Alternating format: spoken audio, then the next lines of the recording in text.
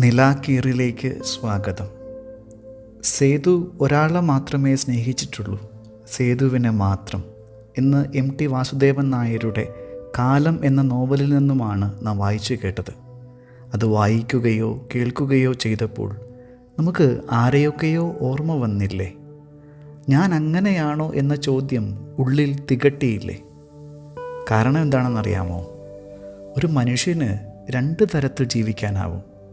തനിക്കു വേണ്ടി മാത്രമായി, അല്ലെങ്കിൽ എല്ലാവർക്കുമായി.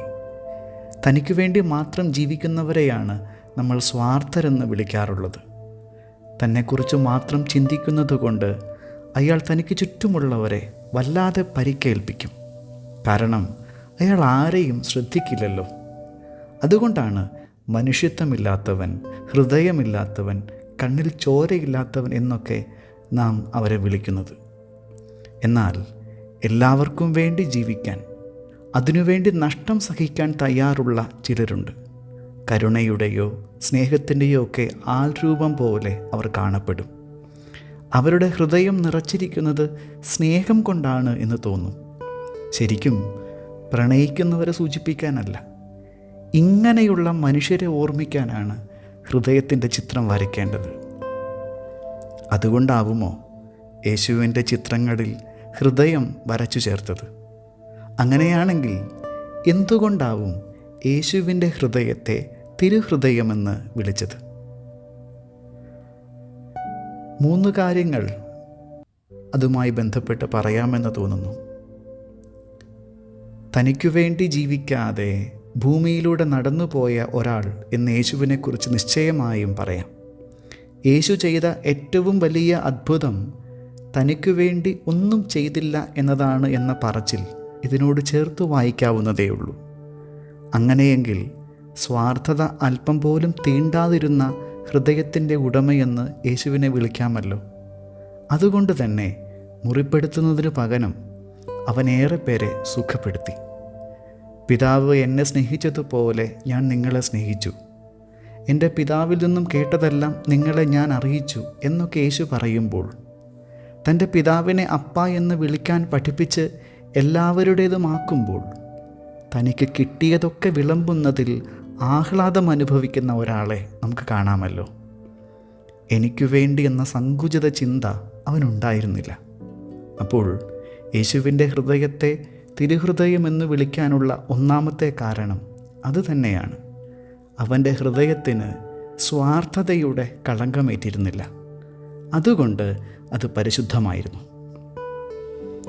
രണ്ടാമത്തെ കാരണമായി പറയാവുന്നത് എല്ലാവർക്കും അവൻ്റെ ഹൃദയത്തിൽ ഇടമുണ്ടായിരുന്നു എന്നതാണ്. ഒരയോഗ്യതയുടെ പേരിലും യേശു ആരെയും ഒഴിവാക്കിയില്ല. നിയമത്തിൻ്റെ പേരിൽ ചിലരെ അയോഗ്യരെന്ന് ചാപ്പകുത്തി മാറ്റി നിർത്തിയതിൻ്റെ പേരിലാണല്ലോ യേശു ഫരിസേയരോടും നിയമജ്ഞരോടും കലഹിച്ചതുപോലും. ആർക്കു മുന്നിലും അടച്ചിടാത്ത വാതിലുപോലെ യേശു മനുഷ്യർക്ക് മുമ്പിൽ നിന്നു. ദേവാലയത്തിലേക്ക് പ്രവേശിക്കാൻ ലജ്ജിച്ചിരുന്നവർ പോലും അവൻ്റെ അടുത്തിരുന്ന് വിരുന്നുണ്ണാനുള്ള സ്വാഗതം അനുഭവിച്ചു. എല്ലാ കിളികളും ചേക്കേറിയ ഒരു ഒറ്റ മരമായിരുന്നു യേശു. അങ്ങനെ എല്ലാ മനുഷ്യർക്കും അഭയം നൽകപ്പെട്ട ഇടമെന്ന നിലയിൽ അവൻ്റെ ഹൃദയം പരിശുദ്ധമായി. ഹൃദയത്തിന് ഭൂമിയോളം വലുതാവാൻ ആവുമെന്ന് അങ്ങനെ നാം അറിഞ്ഞു. ഹൃദയമിടിപ്പിനൊപ്പം യേശു തൻ്റെ അപ്പനെ ഓർമ്മിച്ചു എന്നതാണ് പറയാവുന്ന മൂന്നാം കാരണം. പിതാവിനോട് ഒട്ടി നിൽക്കാനുള്ള വെമ്പൽ യേശുവിനുണ്ടായിരുന്നല്ലോ. വിശ്രമിക്കാവുന്ന നേരങ്ങളിലൊക്കെ ഏകാന്തമായ ഇടങ്ങൾ തേടാനും അപ്പൻ്റെ കൂടെ ഇരിക്കാനും യേശു ശ്രദ്ധ വച്ചിരുന്നു. 12-ാം വയസ്സിൽ ജെറുസലേം ദേവാലയത്തിലെത്തിയ ബാലനായ യേശു മാതാപിതാക്കളോടൊപ്പം വീട്ടിലേക്ക് മടങ്ങാതെ ദേവാലയത്തിൽ തന്നെ തങ്ങാനുള്ള കാരണമായി ഞാൻ എൻ്റെ പിതാവിൻ്റെ കാര്യങ്ങളിൽ വ്യാപൃതനായിരിക്കേണ്ടതാണ് എന്ന് അമ്മയോട് പറഞ്ഞതിൽ അത് വ്യക്തമാണല്ലോ.